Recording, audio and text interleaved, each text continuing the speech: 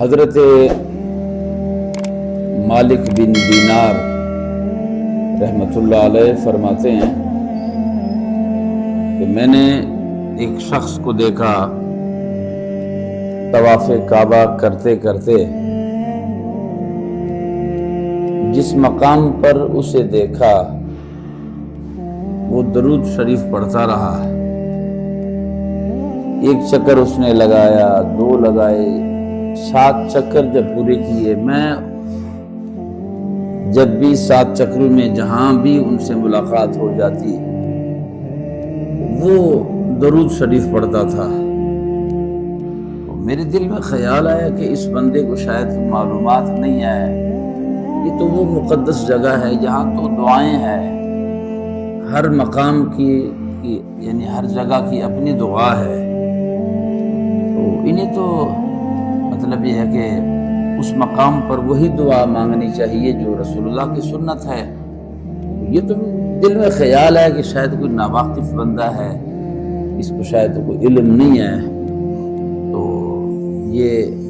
بس درود پاک پڑھتا رہا۔ تو میں 7 چکر جب پورے کر لیے تو میں نے ان کو صحن حرم میں کعبہ شریف میں تھوڑا سائڈ پر لے کر گیا اور میں نے کہا ذرا تھوڑا سا مسئلہ سمجھا دوں، شریعت کا مسئلہ ہے، ظاہر بات ہے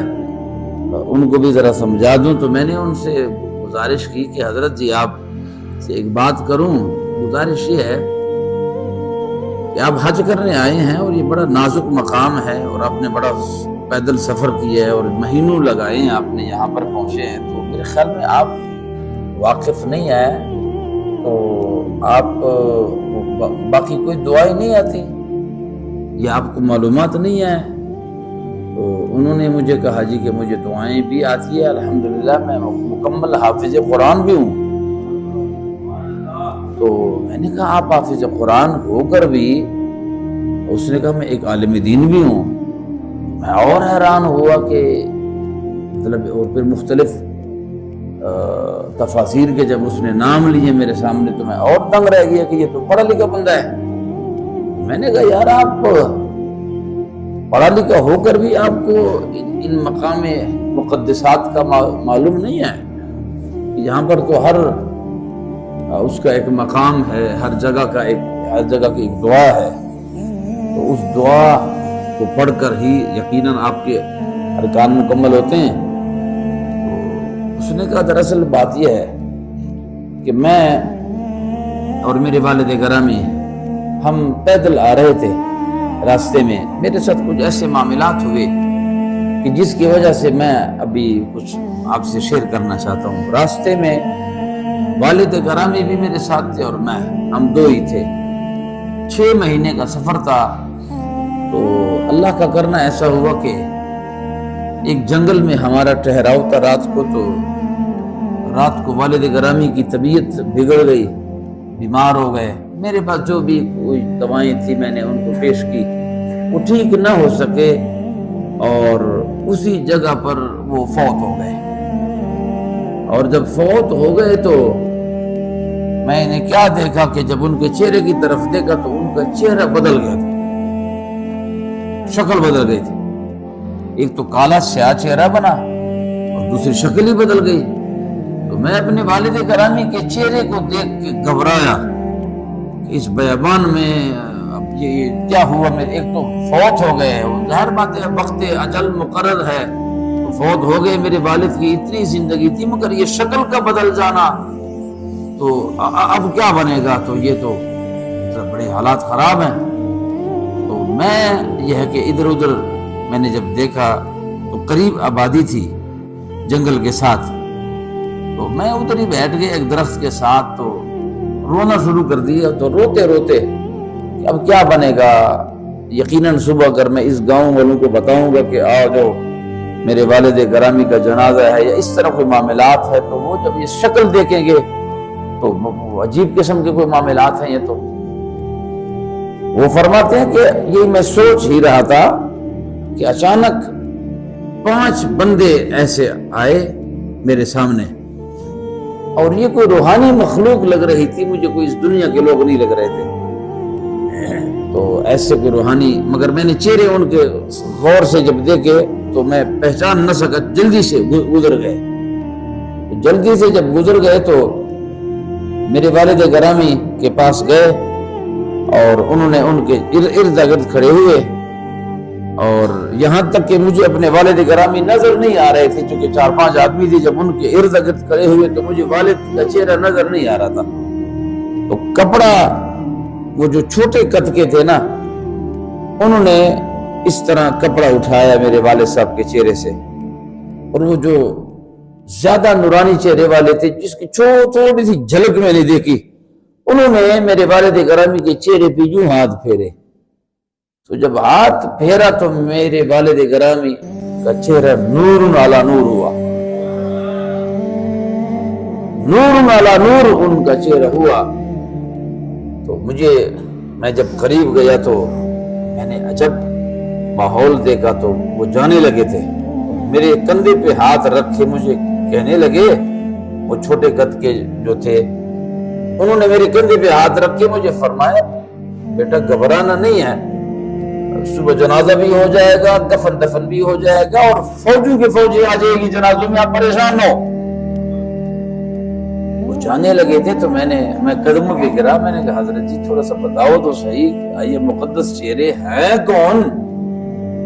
یہ مقدس ہستیاں کون ہیں؟ آپ لوگ کہاں سے آئے اور کون ہو؟ اور اتنی اس بیابان میں مجھ جیسے نالائق پر اور میرے والد گرامی پر اتنی شفقت، اتنی مہربانی، تو اب تعارف تو کرائیں نا جی۔